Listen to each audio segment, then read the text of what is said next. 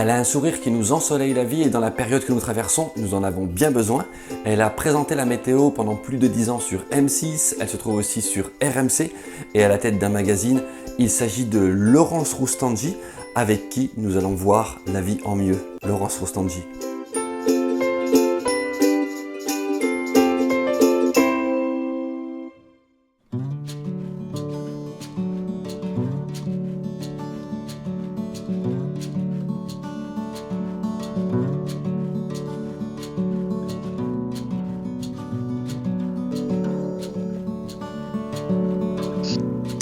Laurence, bonjour. Bonjour à toi, Sam. Alors, juste avant d'aller plus loin dans les questions, dis-nous d'abord, toi, au niveau du confinement, comment ça se déroule? Dis-nous quelques mots. Bon, ça se déroule. Alors, je suis très respectueuse, moi, du confinement et des règles que le gouvernement nous a demandé de suivre. Donc, je suis confinée et vraiment, excepté l'obligation d'aller faire des courses il y a une vingtaine de jours, je n'ai même pas remis le pied dehors depuis 20 jours. Donc voilà, je le vis plutôt bien quand même parce que j'ai la chance, je trouve, d'être dans un appartement assez lumineux. Ça reste un appartement, j'ai pas de jardin et tout ça, mais je m'estime quand même chanceuse parce qu'il est assez grand et je ne vis pas le confinement toute seule. Selon toi, qu'est-ce qui mériterait d'être observé maintenant, d'en tirer une leçon pour ne pas l'oublier après? Ce serait quoi? En fait, je sais pas, quelle que soit la leçon que chacun, en tout cas, et la perception que chacun en aura de ce qu'on vit actuellement et ce qu'on traverse, qui pour moi de toute façon est une épreuve,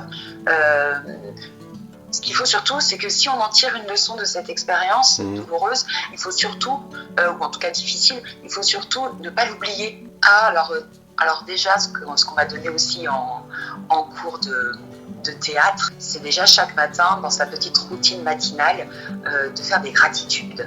Ça permet quand même de commencer sa journée de façon positive. C'est-à-dire tous les matins, on a forcément une bonne raison de remercier et d'être plein de gratitude vis-à-vis de quelque chose. Donc déjà, on commence une journée comme ça, je me dis, elle ne peut pas commencer du mauvais pied. Et continuer bien sûr ça pour l'après. Sinon, au quotidien, dans le confinement, moi je trouve qu'il n'y a rien de mieux que de se sentir fier de soi. Et pour ça peut passer par des petits gestes, par des petites actions qu'on va faire au quotidien pour soi ou même pour quelqu'un. Mais déjà pour soi, parce que du coup, ça va faire partie des gratitudes aussi. Moi, en tout cas, ça me permet, voilà, c'est des petites étapes, des challenges personnels que je me donne à faire et qui me disent, voilà, ce sourire de fierté, voilà, on n'a pas changé le monde, on a juste fait un gâteau, mais franchement, ça délivre, voilà, des choses intérieures qui sont intéressantes, et puis surtout après, pour se tourner vers l'extérieur et pouvoir continuer après, c'est d'essayer de se rendre utile aussi. Il y a plein d'initiatives aujourd'hui qui sont mises en place pour aider les gens de son quartier ou le personnel hospitalier, ou les sans-abri. Donc on peut se rapprocher des associations, on peut se rapprocher des initiatives comme ça qui sont mises en place et participer.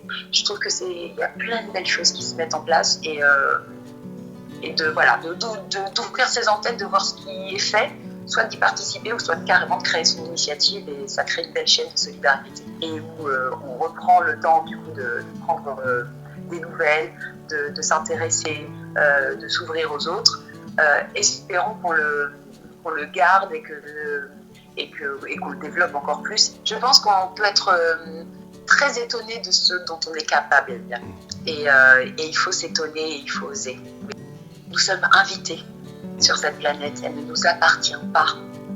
Elle nous a permis d'être là, mais nous ne sommes que ses invités. Alors ne faisons pas comme si c'est la nôtre. Donc sachons, prendre conscience de tout ça et se dire que la planète, elle nous accueille. Donc essayons de la respecter au maximum. C'est une épreuve, mais on va la traverser ensemble et on va en sortir forcément beaucoup plus fort. Et je vous embrasse.